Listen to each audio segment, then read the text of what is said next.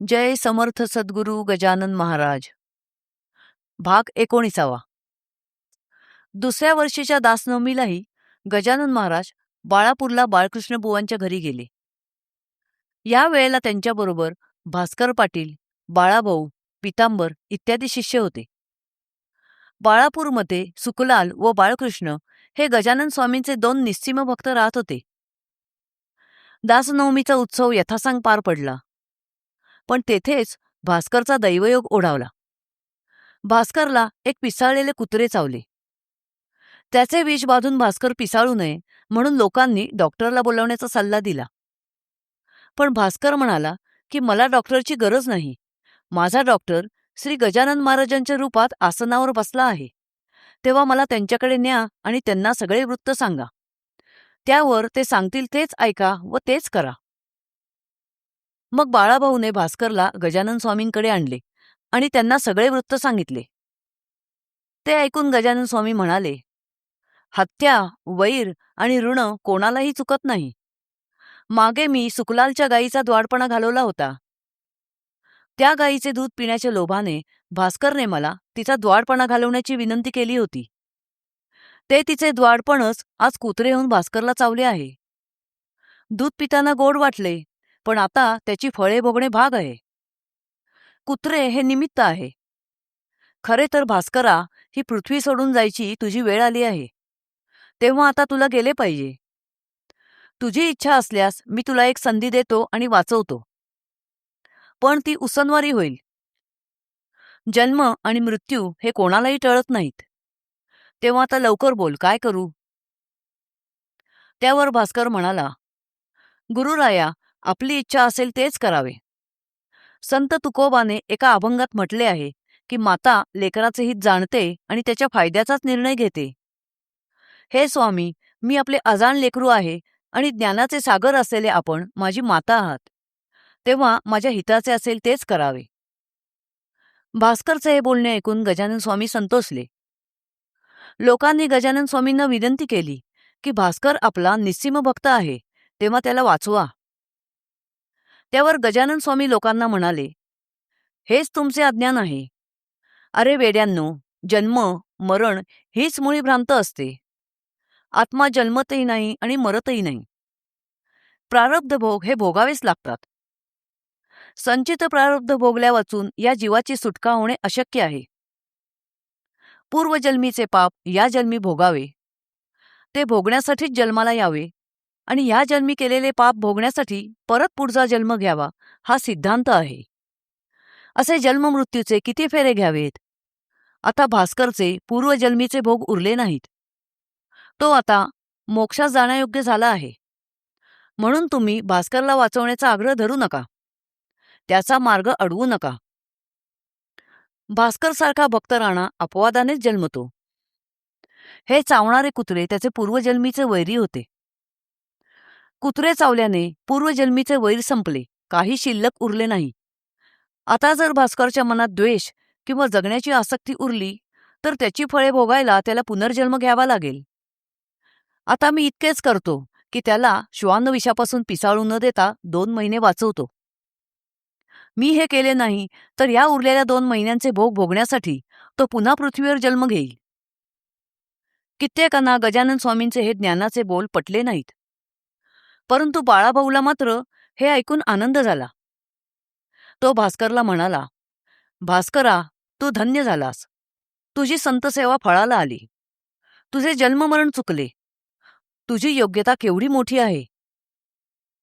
त्यानंतर सगळी मंडळी बाळापूरहून शेगावला परत आली.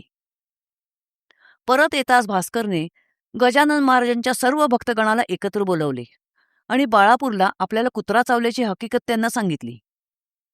मग सर्वांना हात जोडून तो म्हणाला, आपल्या शेगावला श्री गजानन महाराजांच्या रूपाने अनमोल ठेवा लाभला आहे.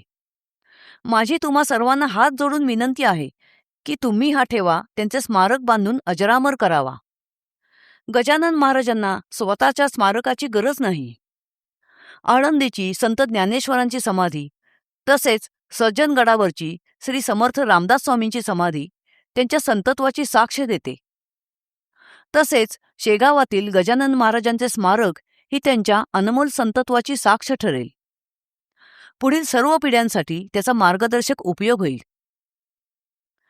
भास्करने हे सर्वांना सांगितले खरे, पण त्याच्या मनात शंका आली की सगळेजण मला आत्ता हो म्हणतील, पण नंतर खरंच तसं करतील का?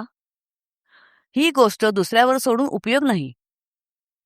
मग एक दिवस त्याने गजानन महाराजांच्या अपरोक्ष बंकटलाल, हरी पाटील, मारुती चंद्रभान आणि इतर बरीच मंडळी अशा सर्वांना मठात एकत्र बोलावले आणि त्यांना कळकळीची विनंती केली की आता माझे या पृथ्वीवरील वास्तव्य फक्त 2च महिने उरले आहे.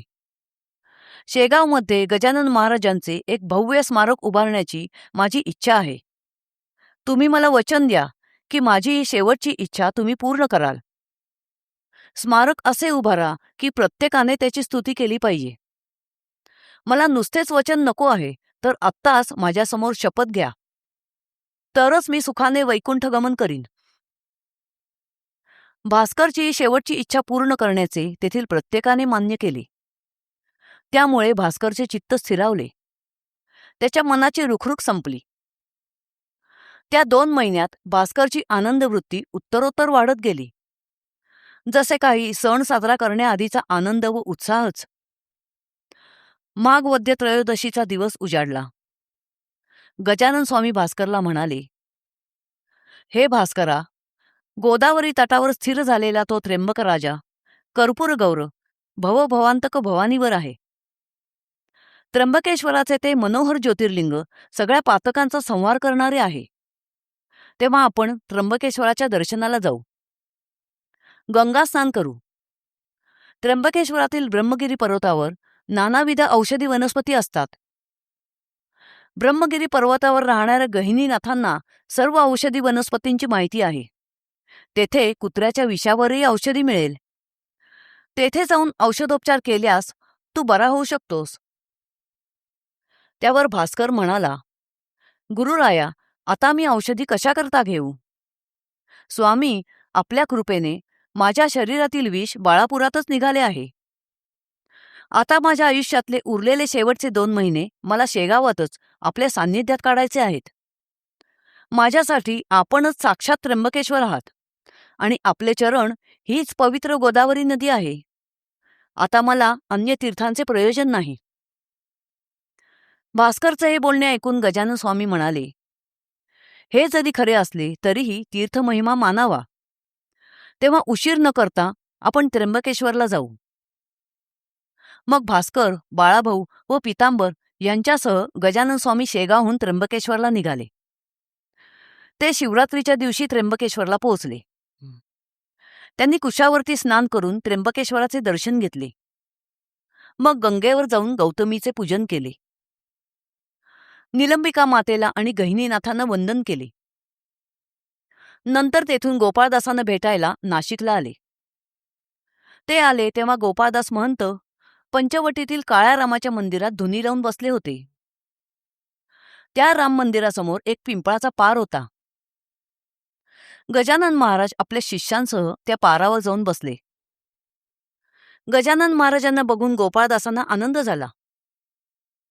ते आपल्या शिष्य मंडळींना म्हणाले, आज वराडातून माझा बंधू गजानन आला आहे. तुम्ही जा आणि भक्तिभावाने त्याचे दर्शन घ्या. हा नारळ व खडीसाखर माझी भेट म्हणून त्याला द्या. त्याच्या गळ्यात हा हार घाला.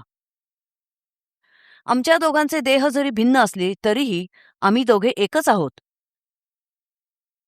गोपाळदासांच्या आज्ञेप्रमाणे त्यांचे शिष्य गजानन स्वामींचे दर्शन घ्यायला आले. आपल्या गुरूंनी दिलेला पुष्पहार त्यांनी गजानन स्वामींच्या गळ्यात घातला आणि त्यांच्यासमोर खडीसाखर व नारळ ठेवला. ते बघून गजानन स्वामी भास्करला म्हणाले, हा प्रसाद सगळ्यांना वाटून टाक. आज या पंचवटीत माझ्या बंधूशी भेट झाली. माझे येथील काम झाले. आता नाशकातले काम राहिले आहे, म्हणून मला तेथे गेले पाहिजे. मग गजानन महाराज नाशिकला येऊन धुमाळ वकिलांच्या घरी उतरले. त्यांचे दर्शन घ्यायला लोकांची गर्दी झाली. तेथे काही दिवस राहून गजानन महाराज शेगावी परत आले. जय समर्थ सद्गुरू गजानन महाराज.